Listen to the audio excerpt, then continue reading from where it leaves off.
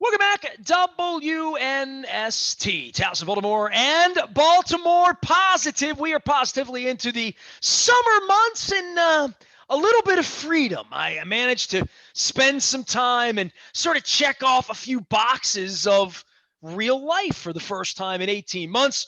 Chris Pika, when this plague began, you were residing down in Georgia. You're up here in Maryland, wearing a mask for the first year or so of your residency here.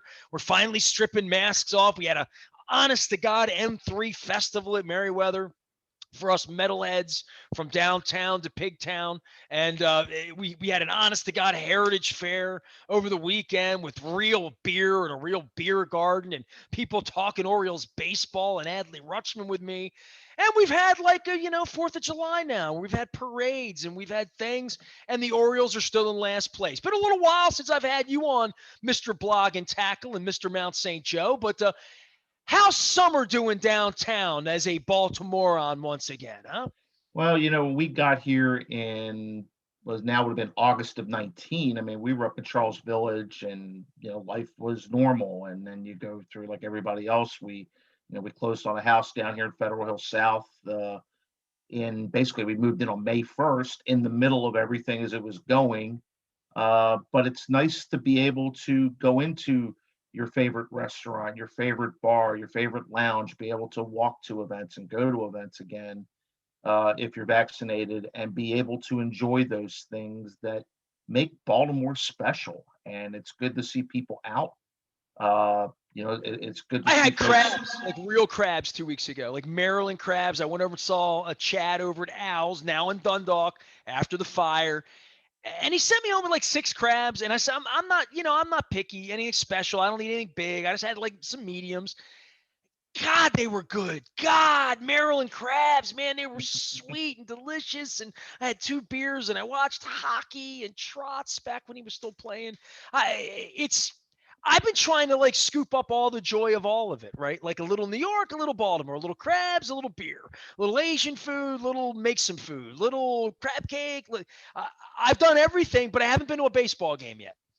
Done that. We did that, when the A's were in town, and we'll do it again here shortly and get over there. And if we can get a little bit of break in the heat, it would be kind of nice, and go over and see them play. And but it's just nice to see people out, and for the restaurants and the businesses where people will be spending money and getting out and enjoying themselves. And we've done a little bit of family travel here this summer. So, and I know you've done some traveling. You've seen what the airports are like. People are jonesing to get out. They're jonesing to get on vacation. They're jonesing to get in their cars. Whatever it is that they want to do and get out and see that they've been cooped up for 15 months. This is a lot different, and the energy level when you walk the streets in the part of downtown that we live in is a lot different than it was when we moved in back in May of 20. Well, the war with COVID, the war that kept us in our houses and masked up and away from our loved ones and all of that, it feels like it's subsiding and all that comes with it. You drive, people are driving like maniacs. I go through the city, people are disobeying rules. People are making dogs and cats, cower with fear under, because of the fireworks. Life has changed dramatically in my estimation here in these 18 months in a lot of ways. And I know I've talked to a lot of people. It's going to be a theme this week of how life's not going to be the way it was. We were talking about like 9/11 and how tectonic plates shift a little bit. Life's a little different. I mean, I spent time in New York. A lot of places are different. You said neighborhoods and going out. Some of the places in the neighborhood didn't make it in a lot of different neighborhoods in this country in a lot of different ways. And I think the adjustment to being in a theater again, where in a crowded theater in New York and Broadway, where everybody would be like this, and I would think a subway would be the same thing. I didn't get on the subway. We only walked. It is interesting to see people avoiding each other, even without masks. There is a spatial distance thing that, like, if you spent any time in Asia, you'd know there is no space, right? But even in cities, that people are avoiding each other a little bit, and I find that to be an interesting human element here and development, quite frankly. Well, yeah, and the other thing too is that our probably our grandparents more than our parents. If your grandparents were around after the end of the Great Depression, what they called the Roaring Twenties, prior to the Great Depression, after the First World War, the Roaring Twenties was called that for a reason. It was just basically a party. People got out after all the sacrifices they had to make after the World War, and it was the same thing, even after the Depression of World War II, how the country boomed in the 1950s. You're And so you allowed to really have see fun. You're allowed to yeah, be a you little people are out self-indulgent. having fun and enjoying themselves and being a part of society again, and even with sort of maybe the modified rules of social engagement, we'll call it now. I think that's important, and I think that's great. I think it's great for kids and teenagers and everyone who missed something, whether it was a family outing or being able to see relatives or being able to see friends and being able to sit on a roof deck and have a beer with 5 or 6 friends. Those things are what people really really miss, and I think that's what people are really trying to appreciate this summer, and it's really fun to see. Like I said, there's an energy that we haven't seen in a while, and that'll be fun. Chris Pike is here. He is blog and tackle now, residing here in Baltimore and supporting us amongst other sports endeavors and the baseball side of this thing. Last place team. I got the team behind me here. All-Star game next week. Trey Mancini is going to participate. We are sort of awaiting the movement of the Bowie players and awaiting what's going to happen with the Orioles, I guess, here the rest of the summer. It is tragically unfortunate that like seasons are sort of coming and going here that don't exist from the traditional can we be a wild card team. All of that is over with. What are you pay? I mean, you're such a baseball fan. You've worked in the industry in different ways. Some thoughts about how much time you give the Orioles and where you are in the level of expectation for them. Where, yeah, it was fun for Means to throw no hitter back a couple weeks ago, but everything that's happened since then has been an unraveling of my attention for it. Sadly. Well, for me, I enjoy it just to watch baseball. I think that's sort of the attitude I've taken as a fan. I enjoy watching the Orioles. I enjoy watching them, in a lot of cases, win or lose, and more this year lose than win. But I enjoy watching good players play. I enjoy watching the opponents play. I appreciate the game. So for me to go to Camden Yards to watch a game, it doesn't make me as a fan. It isn't a downer if I go to the game and they lose. If I go and watch an entertaining baseball game for 3 hours and have, some boobs and a beer, that's a nice night. That's still a nice night out to have, and I'd rather have that at Camden Yards than a lot of places, a lot of ballparks in the country. So from a fan standpoint, that's how I've approached this. I don't have expectations at this point that they're going to be good, in 23, but you're starting to see those building blocks. You're starting to see some of those guys, Mountcastle, starting to come into his own and play well. Obviously, Mancini and Mullins have been, playing out of their minds this year. Mancini's such a great story, and Mullins has just been a solid defensive player, and he's hitting the ball about as well as anybody in the American League. And you see what's down on the farm, and so you know that there are building blocks there, but you also know that nothing's certain. I mean, the Nationals built up, they win a World Series, and all of a sudden the bottom drops out. The Astros obviously had other issues that went on, in their runs. The Dodgers have incredible talent in their lineup, but they have some things going on off the field that may derail that a little bit. So nothing's guaranteed in baseball. The only thing that you're guaranteed is you're playing 162 and you get 81 home games. And for a fan, for a real baseball fan to be able to go out after not being able to go to the ballpark last year, like I said, I think it's tremendous. And I try to enjoy the good parts of the game and not necessarily worry about the wins and losses on the scoreboard per se, because they're not at that point. And I think most fans know that they're not there. They're not going to be there maybe for another year.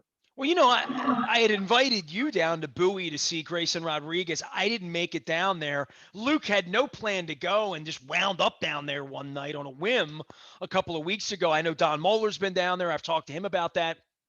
Um, I have a plan right now to go see the Nationals play next week. The Padres are in town, and I have some connections with the Padres through my friendships. And so I was going to go to Yankee Stadium the other night. I was in New York.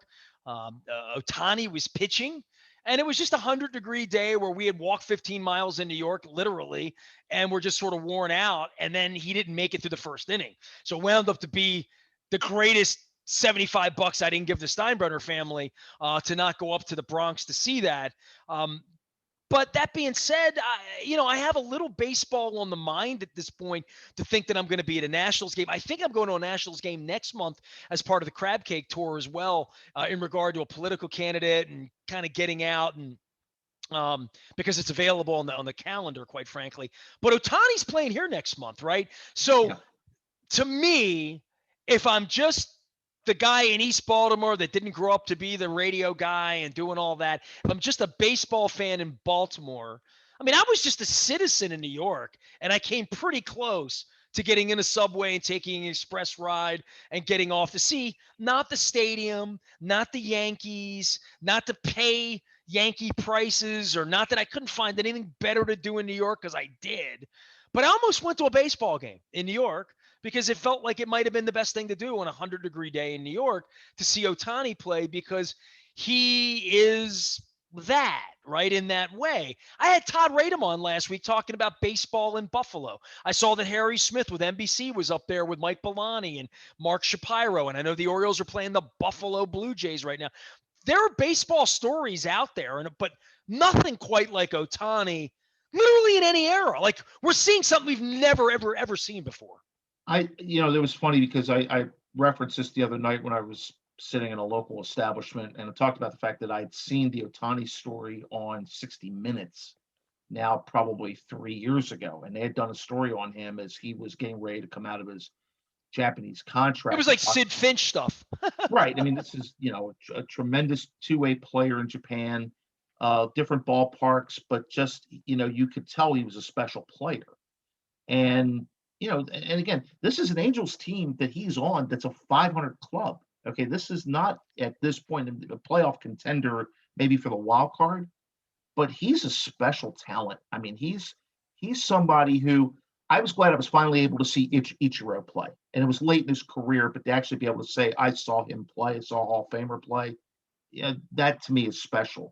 Watching Mike Trout play, guys that just play at an incredibly high level. And Ohtani is one of those guys that, yeah, you're going to tune in the TV to see what he does. I mean, the ball right now for him looks like a grapefruit coming to the plate. I mean, he hits everything. The two he hit against the Orioles, one was dead center. The other one I thought was a pretty good pitch, but it was lower outside, and he still golfs it to right field. I mean, he's just got incredible power off the bat. I mean, the ball's coming off the bat at speeds that are pretty amazing. In the Statcast era of MLB, he hits the ball pretty hard. And outside of that outing that you referenced up in New York, he's been really good on the mound. Now that he's gotten his injury problems behind him, shoulder wise, he's a solid player. But he's somebody that if he's in town and he's going to play, especially the nights he's going to pitch, you're going to buy a ticket and go see him play because he's that generational talent that you just kind of enjoy. And like I always like to say, he's a show, and he's a show that people want to see. Chris Pike is here. He is Blog and Tackle and watching all sorts of shows that people want to see, including all things sports here this summer and getting out the Maryland Crab Cake Tour. You and I have been discussing crab cakes, and I know you would never have a problem eating a crab cake, but I mean, you missed the crab cake. You were like gone from it. Like, was there anywhere in like New Orleans to get a crab? I mean, like, did you ever get a crab cake somewhere else that was decent? Because there is lore that you cannot get a good crab cake outside of Maryland. Many have tried, and it's funny because they would say, well, there's Maryland crab cakes on the menu, and the first thing I would ask is, what does it look like? It says, well, it's like a patty. No, that's not a Maryland crab cake. So basically, it's almost like the questions from diner. You have to walk the waiter or the server through it to find out exactly what you might be seeing on the plate. You don't trust the photo that's on the menu, and more times than not, I passed. Okay. Well, look, man, I'm 4 crab cakes into the tour. Okay, so and I'll tell you, Fadley's, State Fair, Costas, and now Barrett's. And I included Barrett's because we ate up in Hunt Valley when my wife was sick. Before she was sick, her office would go there, and they always had delicious crab cakes. And I would get their cream of crab soup, crab and cream chowder. I got it Friday up in Bel Air. It was unbelievable. Then they brought me the crab cake, and like I haven't had the Barrett's crab cake in, I don't want to say a decade, but it's been 8 years, seven, or it's been a long time, right? And I'm like, hey, I wonder a recipe, whatever. They brought me a second one. I brought it home, and my wife doesn't like crab cakes, right? Like, love them anyway. She nibbled on it Friday night, ate some of it. It was like a mouse had gotten into it. Saturday, she then demanded half of what was left because it was that good, but completely different. More like an Angelina's crab cake. And I said that is a high compliment, is to where the Barrett's was. And then we're like going to G&M this week, and I've had their crab cake, going to be completely different. It is amazing that, like, you could say, well, you can't get a good crab cake out of town or in town. If you go to 10 different places to get 10 crab cakes anywhere here, they're going to be 10 completely different crab cakes. And I think that's going to be the fun of the whole thing. It is the fun of it. I mean, Kate and I celebrated our 20th wedding anniversary recently, and we went to the Prime Rib, and I've told you how much we love their crab cakes, and it's a family recipe that goes back to when they opened in '65. And it's to me, it's lighter than air on the outside, but buttery on the inside, and it's unlike a lot of crab cakes you can see because there's basically no filler in it. If there's Dude, filler you're in it, hooking it's me. not You're giving much. me another place I got to go That's now, right. man. And so people go for the meat, and it's a tremendous place. And it's a great special occasion place, a great dinner place, great business dinner place.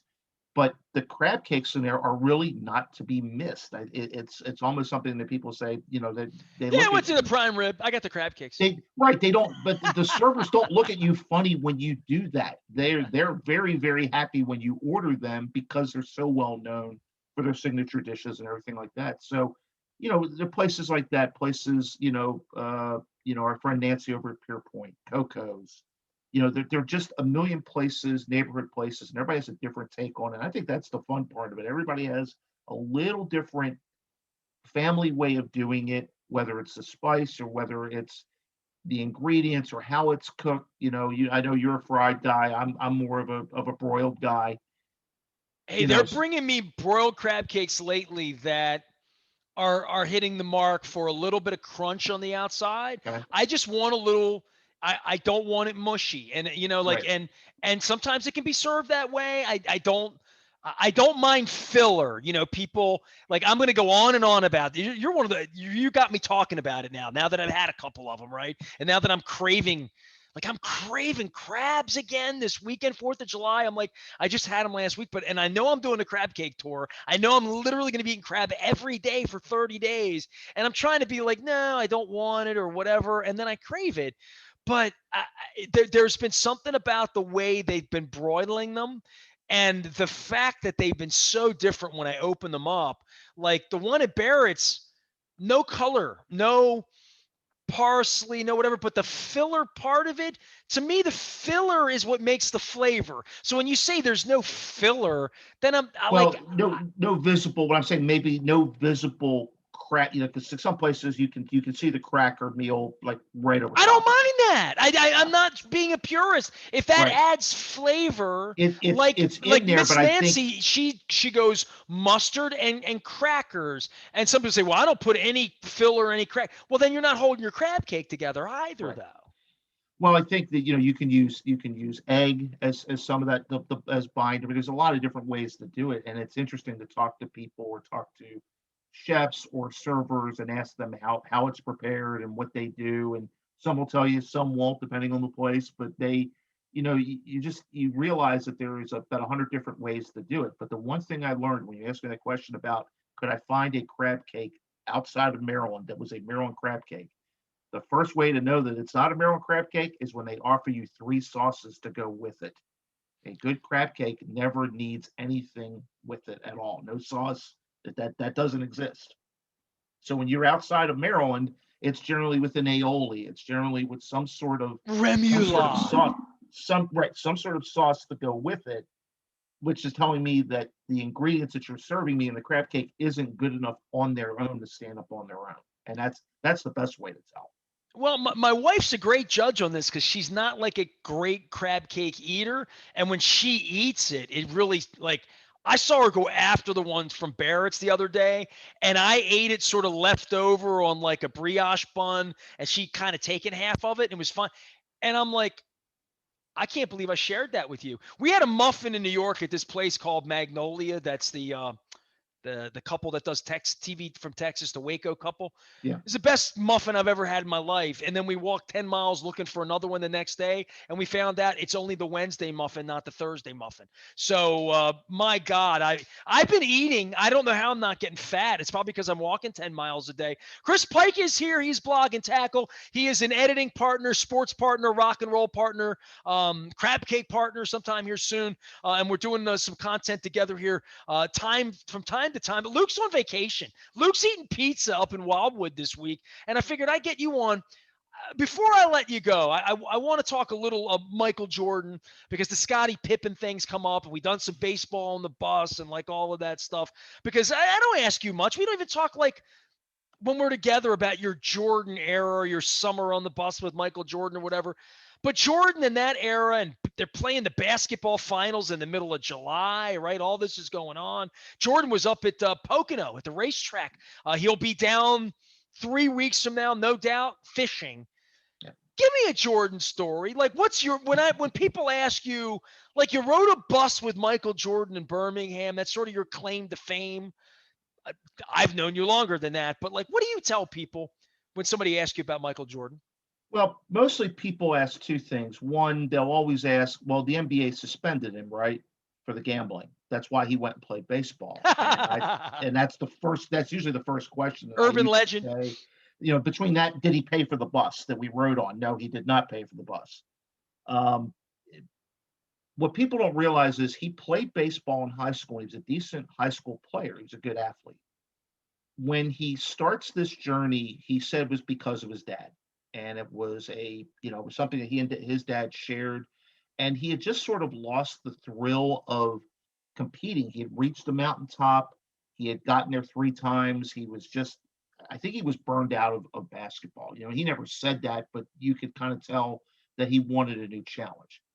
So he comes to baseball, and what people don't realize, and the reason we didn't publicize this necessarily, is because those are private areas of the clubhouse. Okay.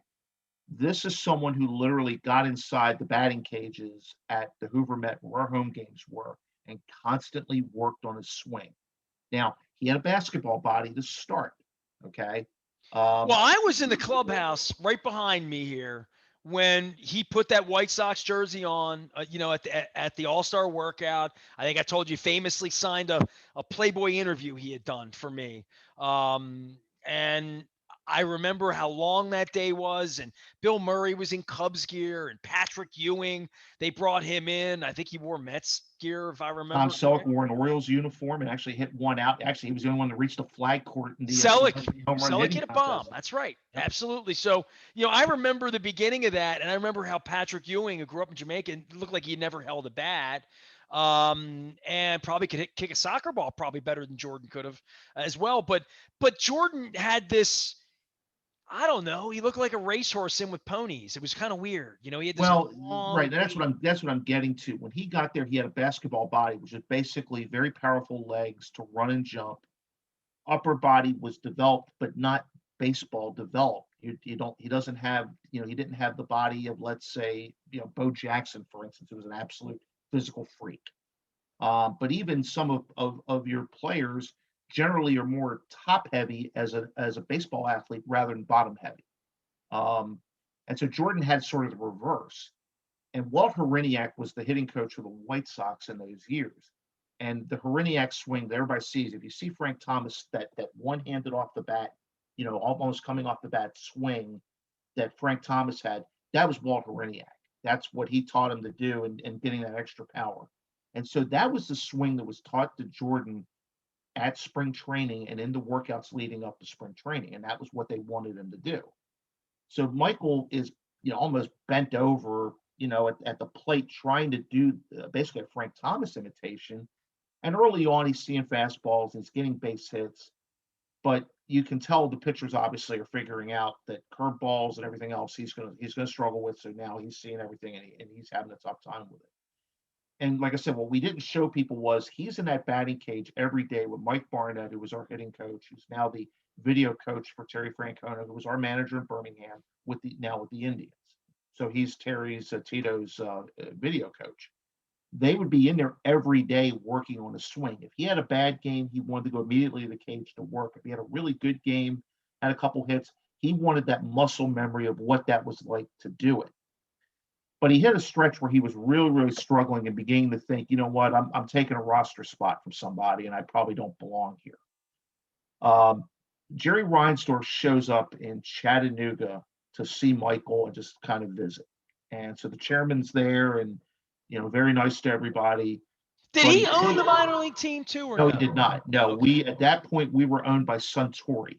And Okay. Suntory Midori, most people would know Midori Liquor as a Suntory product. Suntory had beer here in the United States for many years, also had restaurants, a great one in Atlanta, until they kind of pulled up stakes. But now they're owned by Jim Beam. It's Suntory Beam Company, but they owned it as sort of, just a way to get into the American markets. But it was sort of a lark, but they left us alone. So Reinsdorf comes and sees, and Reinsdorf pulls Mike Barnett aside, says, whatever you have to do to fix him, do it, was basically the message. Okay. In other words, the Horiniak swing's not working. He's struggling. Figure it out. And so they worked with Michael to actually get him to stand up in the batter's box more and not bend down and find what his natural swing was. Okay. Rather than the swing that he had been taught.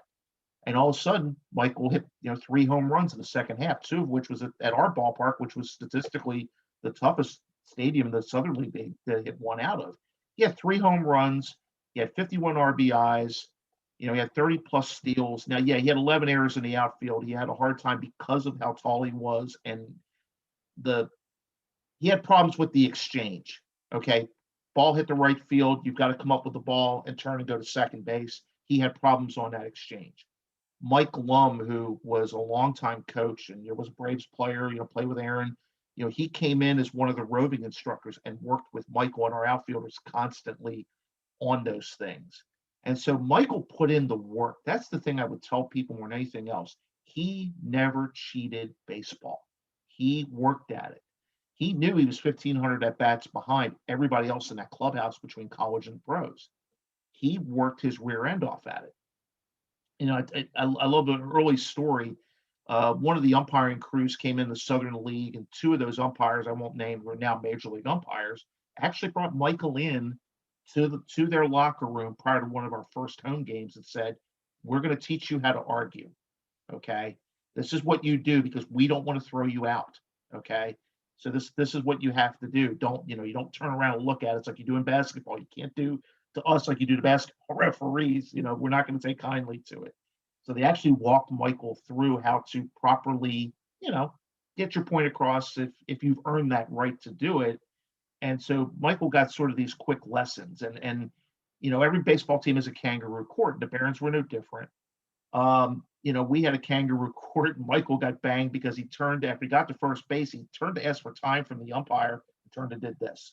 He did the basketball timeout signal. And so he got banged for $10, and then he complained that we banged him for 20. He said, "Why'd you raise it?" Because you have the money. Uh, so Michael played along, and he How long was your understood. whole exchange with him? When did he show up on your door, and when did he exit? He was assigned to us on March 31st of '94. I met him the day after the Windy City Classic because he didn't play in our opener because he was in the White Sox Cubs game the day before, so he missed the opener. So from April 7th until September 4th of that year, he was with us right So it after was a the whole season. season. Yeah, every day. I think I didn't work. I didn't go on the bus for about 15 or 20 of the road games because you make four trips to Chattanooga, 4 trips to Huntsville in our division. So you don't have less of a need for me to be on the bus to take care of things when we get to a city. But certainly both trips when we went to Carolina, Orlando because of the NBA. And so we had all these media come in, and I would tell them, listen, on the road, we're in these tiny clubhouses. Okay, they're about as big as my office here. come to Birmingham. I could take care of you because we have a major league size clubhouse and you'll get more time with him. Peter Gammons wanted to come in and some other baseball writers. And I would tell them, listen, I don't think he knows who you are. You want a story and want to talk to him, send your basketball people. So Sam Smith came down from Chicago. Jackie McMullen came down from Boston. And so he had a familiarity with those basketball writers, and they got great stories out of it because he knew them. He didn't know who Peter Gammons was. He didn't know who some of these baseball people were, so he wasn't necessarily as trusting. But he sure as heck knew anybody who came from Time Magazine or Sports Illustrated, because that was a hard no after the Baggett Michael, the cover that got him pretty steamed. And he never talked to anybody. The guy said, "Oh, I'm with Time Magazine." No, you're a Sports Illustrated company. I'm not talking to you. That was the only hard no, that he had with any media member. But otherwise, he was great to our local guys. But you have to parcel it out too, because you don't want to wear the guy out. And he was also cognizant of the fact there are 24 other guys in the clubhouse trying to make the majors, and I think that was something he was certainly very aware of because he wanted to be a good teammate. Who made the team? Mike Cameron, a couple of the guys that you were around. Mike Tito, Cameron, obviously, right? Scott Air, Al Levine, Chris Snopek, our third baseman, had a cup of coffee up in the majors, and we had more than a few guys. I think Kerry Valerie may have made it, and that was Michael's guy on the team. We had Atlee Hammaker, who played on our team as a Atlee was kind of a tough story because here he is coming back from that horrific injury that he suffered. Okay, and he's a great teammate and a great person. The White Sox knowing, and Jerry Reinsdorf specifically knowing that the strike was coming, they called Hammaker up to the majors like a week before the strike to send somebody down to the minor leagues because they knew the minor leagues would continue to play. How crazy is that? This happened during the strike got season back to the majors that year, but a week later the strike hits and his career's done. He fought his rear end off, but the White Sox needed to protect a roster spot. So they bought his contract and sent somebody down to the minors to make sure they could keep playing. I totally forgot the strike was in the backdrop of all of this too. Right. So, yeah. So, it's been a while. Yeah, I mean, so I get a call. Hey, this is the Brenneman. Not Tom, but his dad. The Reds radio network came in and did 3 Chattanooga at Birmingham games on the Reds radio network. So it's Brenneman and Joe Nuxhall in our visiting radio booth, and they couldn't have been nicer. And just great people. Like, hey, we've got to do a couple of games. We're doing our minor league affiliates. We want to come to Birmingham because Joe Nuxhall had pitched in Birmingham just before he went to the majors at 16. When he was 12? Yeah, basically. So they hopped the fence of historic Rickwood Field, which still stands, so Joe could see the stadium. But, Marty and Joe were just, I mean, it was a real treat to have them there. And it was just, Ben Walker of Associated Press every night. The AP ran a Jordan watch. They wanted to know what he did and what his average was and his stats were. And every night the AP sent out something. Every night, especially during the strike, that tail end of it. And we were the only game in town once the majors went on strike in August 1st or August 2nd of that year. And it was that way all over again. Then it's the other way around with like this kid Connaughton that gets drafted by the Orioles and goes to the NBA instead. Exactly. The reverse Danny Ainge. The best part about it was that the first part of the Jordan year, everybody's wearing Jordan 23 jerseys, all the Bulls stuff. You saw it everywhere we went. And by the end of that year, it was nothing but Barron's 45 jerseys everywhere you went. We went on the road and at home. That's how much of an impact he makes. And people were like, "Oh, we're Barron's fans now because of the fact that Michael played there." Short of Bull Durham, we were, and the Durham Bulls, we were the most famous minor league team for a long time after that. Well, come on, man! They made a song about it. Be like Mike. Yeah, exactly. So that's the things that I carry from that. Just you're just going, oh my God, I'm. You think about it a long time. You think about athletes in the 20th century. Ali is 1. Jordan's either 2 or 1A, depending on how you look at it in the world. Most recognizable athletes, and he's in Birmingham, Alabama. And I'm standing next to him on a daily basis, pre-TMZ, pre-cell phone cameras, pre-24-hour internet. Can you imagine what that story would be like today if LeBron James or Kevin Durant decided they want to play a completely different sport, and what that would be like today in our media culture? It would be insane. And this was insane on its own, but that would be incredibly insane. Chris Pike is our dude. He is Blog and Tackle. You can find him out on Twitter. You can find him at Baltimore Positive, hanging out from time to time as well. Well, I hope you stay cool out there. We're watching soccer. I know you've been watching some soccer as well. You're more of an EPL fan than I. We've got that going on. We got the NBA Finals. The NHL extends a little bit. And the thing that, you made your living on with the Saints, in fact, the NFL, they're going to play. We're 3 weeks out on the season all of a sudden, right? Like, plague's over, Springsteen's touring, things are happening. We're like, boom, next thing you know, it's football season. And the NFL will once again rule the calendar. And matter of fact, my beloved former employers will be here in the preseason when the Saints come to town to play the Ravens. Who dey, who dat? The Washington football team will be under new management again, and new quarterbackage again, and the Ravens will be 13-3 again. At least I hope. Chris Pika, find him out at Blog and Tackle. You can find me with Stuart Pittman, Anne Arundel County Executive at GNM, having a crab cake on Thursday at 2. We're also going to be having crab cakes with Brandon Scott at Coco's and Johnny O at Costas at some point later on in the month. And the crab cake tour begins on August 1st. I'm putting all the dates together. I'll be making a list and checking it twice before the month is over. All of our Wise conversations brought to you by our friends at Wise Markets, where it is ice cream month, and I'm going to be eating tea berry ice cream before it's all over with this month. Probably going to get that butterscotch too. I've been eyeing that up every week. I don't need any peach ice cream because it's peach cake season. We've got fresh corn on the cob right now. We got crab cakes and a crab cake tour. And ice cold beer on the lawn at Merriweather. Life is good. I am Nestor. We are WNST.net, AM 1570 Towson, Baltimore. We never stop talking. Baltimore positive.